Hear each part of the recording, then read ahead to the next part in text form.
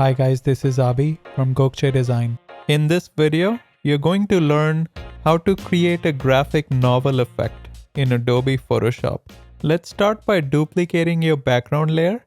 Next, from the New Adjustment Layer menu, choose Posterize. Change the levels value to 5 and bring in a black and white adjustment layer. Drag this layer below the Posterize layer and change the blend mode to luminosity. Now play with the RGB and CMY sliders to your liking, depending on the look you're going for. Next, from the New Adjustment Layer menu, choose Gradient Map.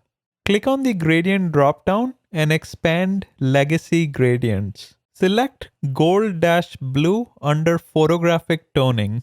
Note, if you don't see Legacy Gradients, you can install it by clicking on Window, then Gradients, then click on the hamburger menu in the top right corner. Next, bring in a curves adjustment layer and bring the curves line up a bit in the highlights area and down a bit in the shadows area to improve contrast. To add a glow effect to the eyes, create a brand new layer and change the blend mode to color dodge. Click on FX and choose blending options.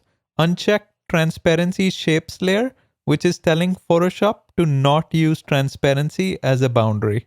Select the brush tool from the toolbar and make sure the flow value is set to 5% and the foreground color is set to white. With a soft round brush, slowly paint over the areas that you would like to glow.